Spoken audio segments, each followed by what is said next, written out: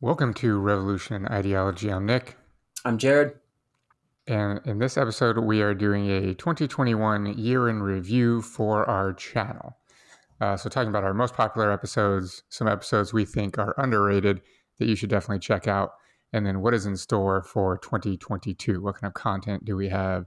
Are we prepared to create for the new year? Don't sound so excited about it. Yeah, don't sound so excited about it. First, we want to shout out all our new subs. I actually don't have the numbers in front of me. How many new subscribers we have? If you are a subscriber and you're watching it, we appreciate you. We obviously don't have a lot of subscribers compared to like the big channels. And our goal was never even to get big, and our goal probably still is not to get big. Like that's not why we're here.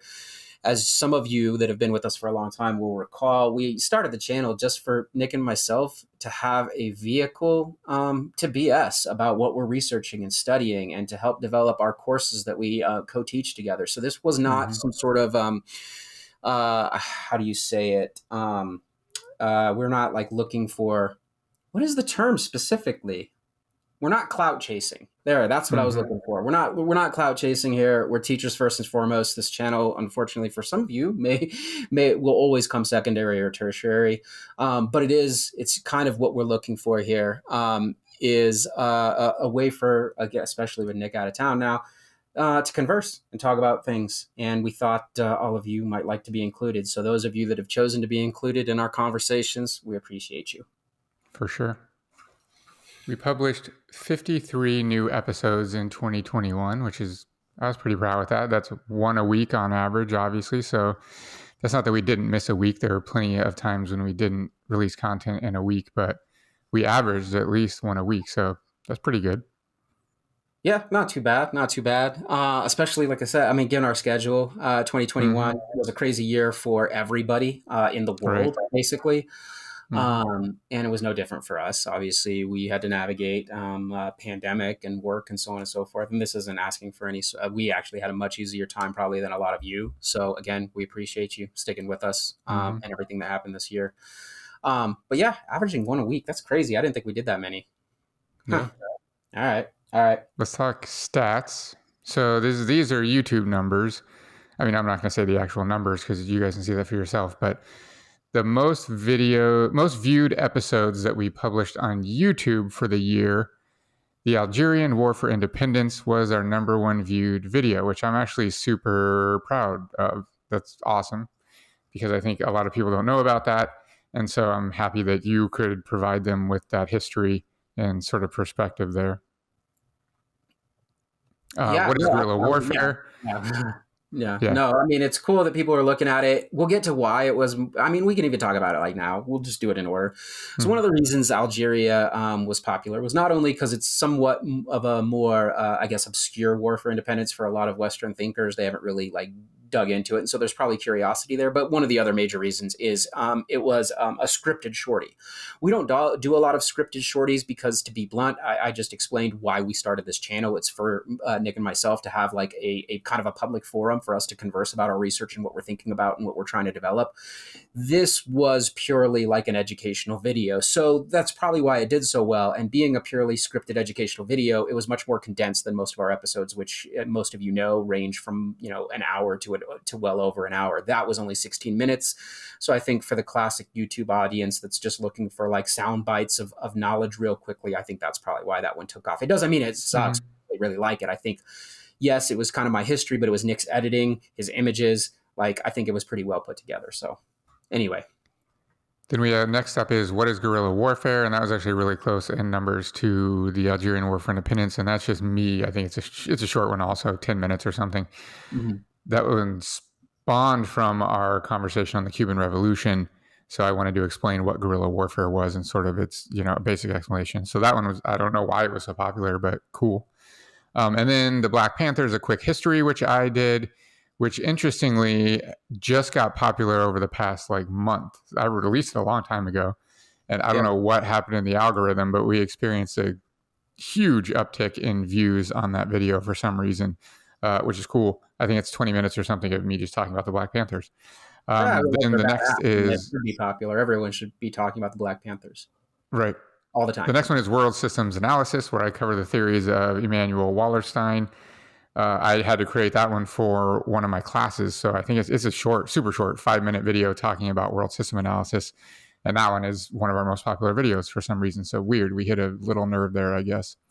And then the Cuban Revolution, which is the first one that on this list that is actually long. That was you for, how long was that video? An hour or something? 45 minutes or something? Yeah, no, I mean, I think it was even longer than that. I think the Cuban Revolution was probably, I mean, we were pushing 2 or 3 hours. I don't have it in front of me right now, but yeah, I mean, it's essentially what I would have been teaching in a classroom. So it's kind of the content there where I play teacher like I would in a classroom. You're kind of a student, you're chiming in, you're giving me the sociological perspective. And yeah, I guess I didn't look at how many of these views watched from beginning to end. Probably not nearly as many as like clicked on it, saw it was like 3 hours long and whatever. But regardless, it's still pretty nice to know that people are willing to sit down and maybe pop it in the car or whatever they're doing, maybe when they're working out, and just like again, just listen to the Cuban Revolution from our perspective. So sweet, right? And the last one I have on the list is the Trilateral Commission. I think that one was probably the most popular because it appeals to everyone on the political spectrum, probably. No one from the right is watching our Cuban Revolution video, but the Trilateral Commission as sort of like this conspiracy, even though we talk about in the video how it's not a conspiracy at all, I think attracts people on the left and the right. So that one was popular as well. Yeah, I mean, it's a super interesting topic that this weird commission put together by like these 3 powerful economic entities from North America and Europe and Japan. They come together using obviously all of their vast capital to create a political organization to essentially exert their influence through education system. And it shows how much indoctrination takes place in national education systems because of the power of the wealthy. And I think, like you said, that appeals to people of all different political ideologies. So. Now, the following are the most popular, most downloaded episodes in podcast form. So now we're not talking about YouTube numbers anymore. This is in the podcast alone. These were the most popular episodes. The first one was the Russian Revolution, which I thought was very interesting because we have debated for years, really, whether we wanted to do that episode or not, because there's so much good content on there. Like the podcast Revolutions talks about the Russian Revolution extensively, etc. But we finally decided, hey, let's just do it. And it ended up being the most popular podcast episode of the year. So yeah, that one's interesting. We like the topic. Don't get me wrong. The Russian Revolution is important as to educators that teach heavily like revolutionary theory and history and so on. We know it. We debated for a long time because it's so oversaturated, especially of course on left-leaning podcasts, whether or not it was worth it for us to kind of chime in, especially since some of those podcasts do it very well, and some of them go into great depth and turn it into like multi-episode things that they've got going on. So in this case, I think we were actually, in terms of the Russian Revolution, one of the shorter interpretations of it's still a couple hours long, but we didn't turn it into some sort of like series. So we're definitely one of the shorter ones on the Russian Revolution. So surprised it did so well. And then the next most popular podcast episode was Is Anarchism an Ideology? So we basically, it was a debate between the two of us, but like a faux debate really, of us debating whether or not anarchism is an ideology. For some reason, I don't know why, but that was popular on the podcast, which is kind of interesting. It's actually popular on YouTube too, but not as popular as it was on the podcast. Yeah. It's a good one. Next is Psychedelics as Tools of State Violence, which was a really interesting episode we did with 2 guest speakers, Jonathan and Dimitri, whose expertise lie in the use of psychedelics as therapy and so forth. So that was really their episode, teaching us about psychedelics and the history of psychedelics and their being used as state violence and so forth. Super interesting one. So I'm glad that was one of our most popular. We were just really, in this case, our channel was just more or less a platform so that we can get these 2 experts on and have them teach us, really is what it was. I'm surprised though, on this one, in that both in the podcast form and on YouTube, that the psychedelics as tools of state violence was always more popular than psychedelics as possibilities for liberation. Like more people were interested in how the state uses them to control rather than how we can use them to liberate ourselves. I did think that was an interesting distinction, both in YouTube and on the podcast apps. So. Yeah, we did that as a 2-part series, like Jared said. So the first one was psychedelics as tools of state violence, and the second episode was psychedelics as potential tools for liberation. And like as Jared mentioned, the second one was not as popular as the first, either on the podcast or on YouTube. The next most popular podcast episode was the Cuban Revolution, so popular on YouTube and in the podcast world. And then we had the Mexican War for Independence. That was popular on the podcast, which I was actually happy about too. That was you going through the episode of, or not the episode, the history of the Mexican War for Independence. And then finally, the last one I have on the list is the real Lord of the Flies, which is kind of interesting. We talk about the story of the teenage boys getting stranded on the island in real life and what ended up happening to them in contrast to the, fictional Lord of the Flies. So I actually like that episode a lot. I think it's interesting. Glad to see that it was popular on the podcast. Yeah, I mean, some bigger channels I noticed continue to do that story. In fact, it popped up on my feed a couple weeks ago. Another bigger channel, I don't remember what it was called, already had this story on there as well. So I don't know, people are picking up on it. Now, this is a list of the most underrated episodes that we think that don't have the views that they should. Because we like them and think that it's good stuff. The first one we agreed on was Imagined Communities. So we did an episode talking essentially about that entire idea of how our communities are invented and imagined and stories are created to justify them and legitimate them and so forth. That's a really good one, I think. And you obviously agree. Thoughts on that one? Yeah, I mean, it's not just that our interpretation of imagined communities is good. We're just a couple of dudes. I think the fact that a lot of people aren't looking for it shows how underrated Benedict Anderson's ideas are, because those aren't our ideas. That's our analysis of Benedict Anderson. So I think that's the most frustrating part. So next we have the stimulus struggle, which Jared led us through the theories of Desmond Morris. Yeah, I mean, I don't know what else to say. This is the most disappointing one because I am attached to his theories of stimulus struggle. I think they're fire, and I do think, like the stuff on the Trilateral Commission, this crosses like political boundaries. Doesn't matter if you're right or left or whatever. Everybody can get down with what Desmond Morris is trying to say about stimulus struggle in modern society. Obviously, people go left or right or up the middle, depending on how they want to react to their stimulus struggle, but everybody is engaging with the stimulus struggle constantly. And the fact that it is the inspiration for the later stuff of Teddy K, I think that's why I was so disappointed that it didn't do as well. Again, I do think it's awesome. We don't agree with everything Desmond Morris is. If you want more details, you can listen to the episode where we critique Morris as more of an animal behavioralist and applying that to humanity. There are definitely some giant holes there, but the stimulus struggle part, fire. Then we have two that we really liked, where we broke down the ideas of Balaji Srinivasan, who is currently working on a book. I think the book itself is titled The Network State, and this is his idea of an evolution of the state powered by blockchain technology and network technology, et cetera, that can be exist in the cloud and so forth. So he wrote a few essays and asked for critique and feedback and so forth. And so we did 2 episodes on that, where one's called The Network Union and one is called How to Start a Country.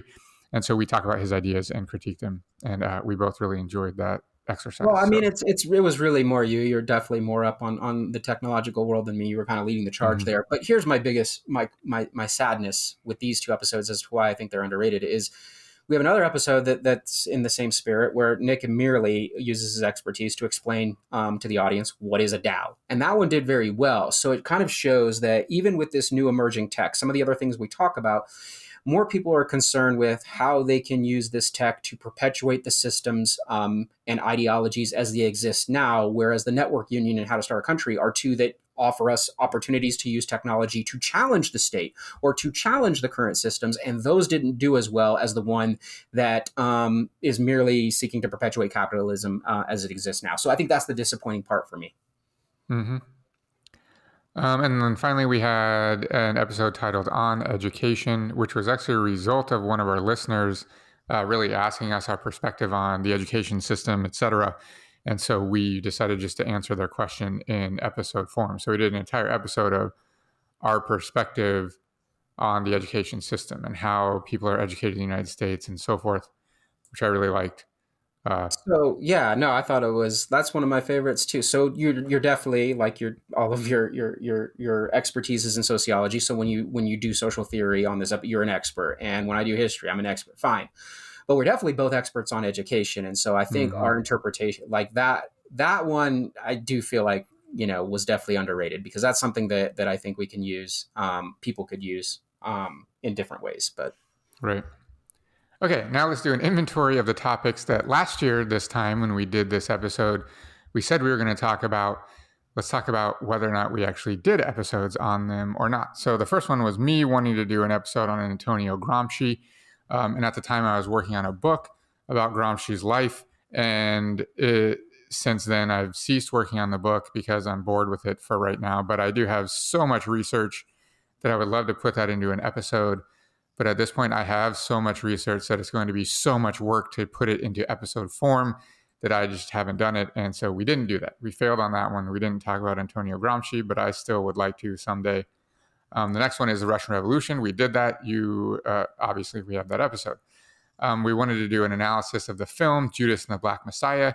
We did that, though initially we didn't. And then Dante called us out on it. And so then we did. And he and Stefan came on and did the episode with us. Can we add that also to the underrated as well? Yeah, that's true. I think about it. We had two excellent guests on there with expertise on the topic specifically, right? Of Fred Hampton, and we definitely think that episode needs a couple of more clicks for sure. We did the Mau Mau. We did a whole series on the Mau Mau Rebellion, which was awesome. Cold War, we did not do. War on Drugs, we did not do.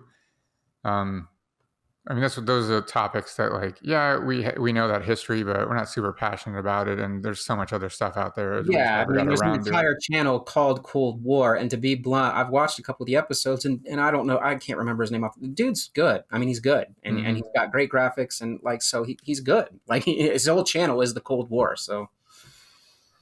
Then nihilism, I wanted to talk about nihilism, basically, and we did do that. We started the series on nihilism. I don't even know how many episodes we have now. I think if we count the series on Camus, we're up to like 8 or 9 or something episodes on nihilism. And we're going to continue that in 2022 for sure. I wanted to talk about the Situationists, so Guy Debord, etc. in French, the anarchist sort of collective there. We didn't do that, but I do want to do it in 2022. I didn't get around to it, but I still have that on the list. And then we wanted to talk about the revolutionary potential of art. At least I did, and we didn't do that either. So we succeeded in some places and failed in others, but that's just the nature of how this is going to go down because, we've never wanted to really force ourselves to do anything. We just do what's interesting to us at the time. So what we want to do at the beginning of the year doesn't always happen throughout the year because our interests change as we read things and etc. So now let's transition to plans for 2022. This is what we have planned, but as you just learned, we probably will not do all of these things, but this is what at least we think right now in January. Bullshit. We're doing all this and more. Yeah. Max Stirner. If you don't know who Max Stirner is, he was a German philosopher in the 1800s that I have been deep into researching, I guess, in the last year, more than a year at this point. And I really, really want to do an episode on Max Stirner's ideas. So hopefully that will happen in 2022. What? You've been taking German classes? What? Max like German? Stirner? Yeah, just the way you pronounce it. It's so good. It is. It's really good. Not that hard. Whatever. That's an easy one. Yeah, it sounds good. Like you've been taking German classes. You're eating Wurst now, and it's good. God, I wish. So yeah, that's coming. I hope in 2022 I'll have enough time to put that together. If you know anything about Max Stirner, you know that it's a lot. So that's why it's taken me so long to digest. But we'll get there.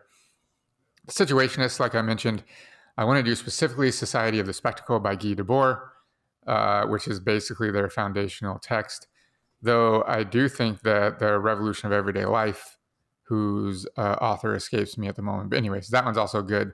But definitely we're going to do Society of the Spectacle. That's going to happen. So that's coming. More on nihilism. Like I said, we're going to continue that.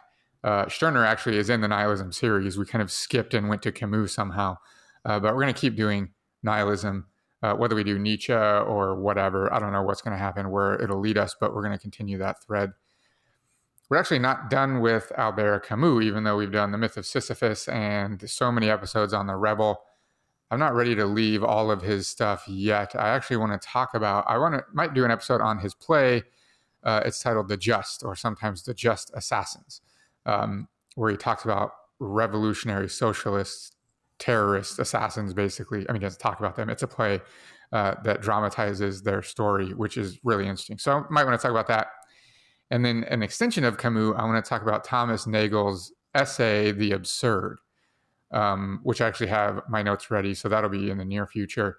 He basically, if you don't know who Thomas Nagel is, he's an American philosopher that's really popular for his work in philosophy of mind. His most popular essay, I think, is What Is It Like to Be a Bat? Actually, we should do an episode on that too. That'd be cool. We'll do that too. Yeah, I'm not familiar with it at all. You'd have to do. Yeah. Oh, okay, cool. Yeah, you'd like it because we constantly talk about animal consciousness and stuff, and that's basically what he's talking about, philosophy of mind stuff. So you would like that. But he also wrote an essay. It's a paper that he presented called The Absurd, where he takes issue with kind of how Camus characterizes the absurd. Nagel agrees that our existence is absurd for kind of different reasons, and it's really interesting. It's not that long. It's like a 13-page essay or something. So we'll talk about that. Yeah, I think that's really all I have planned for the year. Obviously, we'll do way more stuff, but those are the big buckets, I think, for me that I know at least are on the timeline. What about you? Well, I mean, feel free, listeners, to read between the lines with all this content on nihilism as to where our heads are at right now. But, you know, all right. So for me, I mean, based on what I just said, I mean, there's going to be, so first is I want to do a couple of condensed scripted shorties on specific historical events and things that I research and obviously know a lot about for two reasons. Actually, really just for one reason, given the fact that the world is what it is at this point, between 2020 and 2021, I'm teaching more and more online. So it's easier if I just put some of these nice little shorty videos into my online classes. And it's just helpful for them to be able to, for them to be able to take down like the Algerian War for Independence in 16 minutes. So when I make those, I do plan on also publishing them on the main channel. So there'll be more of those in theory. Second thing I want to do, though, like for the channel and what our conversations are about, myself and Nick here, is why do all of the numerous pop culture critiques of totalitarian capitalism and nationalism and statism and technocratic society, why do they continue to fall on deaf ears? I shouldn't say they completely fall on deaf ears. Most critics and engaged viewers, pick up what the producers or directors or actors are dropping. They do pick up on it, but then like there's no action. And so we want to do a series of episodes, or at least one episode, answering that question, and really probably not doing a whole lot of heavy, like philosophical, sociological, or historical research on that, but just talking about ourselves and like why we think that's the case, because it's not new. I mean, obviously the most recent version of this is Don't Look Up, right? Like it was a great film, and it's very critical, and it's very on the nose, and it has a lot of awesome things to say, and yet like nothing will change, right? Like it is basically, again, Hollywood flipping us the bird, you're all dummies, and we're like, yeah, I get it, but I'm still going to be a dummy. And so we want to talk about why that's the case, why we're so comfortable remaining dumb even when we know we're dumb, and even when people are telling us we're dumb. I don't know if the word dumb is correct. I probably could use something either more abrasive or less abrasive. I don't know, but whatever. It's what came to mind. Mm-hmm. Anything on that? No, yeah, I agree. Like, I think you and I have had this conversation so many times, right? Like, there are so many good pieces of art, specifically films you and I discuss all the time, that critique, it's not that they're all anti-capitalist, but they critique this exploitation and imperialism and so forth, from Star Wars to like Avatar I just watched with my daughter on New Year's for her for the first time, or Don't Look Up, or like there's so many of these examples that, like you said, everyone's aware of the message, but no one really takes action. It doesn't really inspire people to do things. Yeah, I mean, we could do this all day. I mean, it's yeah. So, no, it doesn't matter. Like, we're laughing at ourselves, and I guess I'll save commentary for the actual episode. Anyway, next one I want to think about is our fascination with the end of days or the apocalypse. This isn't novel. Societies ranging back to like the first states all have literature on apocalypses and people hoping for them in one way or another. Some of those, of course, end up becoming world religions, unfortunately. But people have been thinking about the end of days for a very long time. However, in modern society, again, our modern nationalistic, capitalistic, technocratic society and industrial societies, I don't even know that it's more prevalent, but it is more cross-philosophical, if that makes sense. So oftentimes those end of days scenarios were strict to a certain philosophy, ideology, or we'll just call them religions at the time. Now it seems to be so prevalent that again, just like we talked about in the prior topic, it's a pop culture phenomenon, right? And that everybody can attest to. It doesn't matter if you're right, left, centrist. You've watched or engaged in and probably enjoyed some sort of apocalyptic literature, film, or game. And we want to understand why, and we want to think about why. A brief preview is we argue that we all deeply down inside know things are dire, and we're looking for some sort of escape, and that's our fascination. But we want to explore that. And for that one, we'll probably, again, rely mostly on both myself and Nick's observations, but also we'll probably dig into a little bit of research on that one. So, and then finally, based on all of the above that I just got done talking about, not just, of course, apocalyptic literature, end of days, not just, of course, not being able to handle critiques about our current society, or maybe not even just not handle them, not react properly to them, or nihilism, all of these things have got me asking the question, what's wrong with us? What's wrong with us as a species and as individuals? I mean, I guess... What rational species continues to do irrational things? The most irrational things, obviously, at the peak of this, is destroying its own home, right? Like, what's wrong with us? How did we get here? So we used to explore ideas of human nature when this channel first started, because we were exploring the ideas for courses we were teaching, I think, on stateless society, and we wanted to talk about human nature. Just myself and Nick and the research we had done. Well, back then I was a little bit more optimistic about human nature. I was looking for the good and the possibility for what's next. But last year and a half, man, 2021, 2022, or 2021, 2020, our reaction to something horrific has got me really questioning that. So we want to re-explore, like, what the fuck's wrong with us? And so that's what we're after. Oh, another episode that I thought of that we don't have listed here because I just thought of it is we're for sure going to do an episode on exiting the United States and why and what that's like, because I have now direct experience doing that. So we'll definitely have that at some point also. That's it. What else? Anything? What's the best movie you watched in 2021? They're all instantly forgettable. I mean, that's a mean thing to say, because I know people work hard on them, and I don't think it's instantly forgettable. I think it's the amount. I think it's the narcotizing dysfunction. Like, you just watch so much content, especially during like pandemics and stuff like that. Like, I've just consumed so much more media than I ever have in the last year and a half, 2 years, that I don't even know that any single one has like stuck out to me as amazing or awesome. I actually started a project last year. I made a list of like the 100 greatest films of all time, and I was dedicated to watching them all. And I think I watched like 5 of them and then got bored and started watching other movies, but not because they're not good. They're like amazing, and that's why they're the greatest movies of all time and most influential films in film history, etc. But I actually am going to try to finish that list this year, so we'll see what happens. So you have me thinking, like, shows how cliche it is. I'm going back to what did I physically add to like my Netflix, my list, right?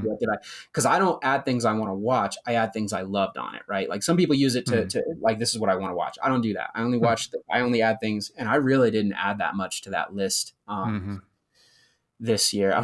I mean, the series on MJ, right? But that's not deeper. Like, it's just I grew up as a Michael Jordan stan, so it was cool watching that. Right. And I'm trying to think of anything else. I think First They Killed My Father, but I don't remember if I had that within the last year or even before that. There's a great film that I do think stemmed from a book on the Khmer Rouge and the killing fields in Cambodia. I thought that was actually a well done film. That one sticks out in my mind. And Don't Look Up, that was pretty good. I mean, even though again it's on the nose and it's wildly popular, and I'm not blowing any minds by choosing some obscure like foreign film or something, I thought it was good. That was a good movie. So, I actually do have a film that I watched last year that was really, really good, but I don't want to talk about it right here because we'll be here forever. But maybe we'll do an episode on it. I'll have you watch it, but I don't want to talk about it here. We'll talk about it and then see if we want to do an episode. okay. That's now my new favorite film, just because it was, in my opinion, so well done. And it's obscure. No one's ever heard of it, guaranteed. Okay. But we'll do that later. Anything else? Well, I mean, no, I don't. Let's see. What else? What else in the last year? No, I mean, not pertaining to this channel. I think we're good. Cool. I just want to end with, again, echoing Jared's comments that he started with, just saying thank you. Thank you for anyone who is watching this and who has watched any of our episodes, or if you're listening on the podcast, thank you for listening and listening to our episodes. And definitely a huge thank you to anyone that has chosen to support us on Patreon. It's a huge inspiration for us, even though, like Jared said, we have little numbers. Our goal has never been to have a massive subscriber list. Yeah, so the few of you that have actually chosen to give us your hard-earned money on a monthly basis, I don't think we can thank you enough. I'm Nick. I'm Jared. I was about to add something else, but yeah. So one more thing I want to add as we're trying to do the outro here, real quick. For listeners and subscribers, you'll know that a couple of our favorite episodes or underrated episodes were actually collabs. We are looking for those. So if you have a cool topic that you are an expert on and you feel like you need a platform to get it out there to our whatever couple hundred viewers or couple thousand subscribers or whatever we're sitting at right now, feel free to hit us up because we really enjoyed it. We had a couple of nice collabs in the last couple of years, one on Buddhism, and then the psychedelics, and then of course Fred Hampton. So like if you have something really cool and you have the research and the backing to really put it together, we are down for some collabs. So hit us up. Yeah, 100%. Later. Hey everyone, this is Nick. If you enjoyed that episode, be sure to like the video. Don't forget to subscribe to our channel. And if you really like what we're doing, you can support us on Patreon, patreon.com/revolutionandideology. Thank you to our Patreon supporters.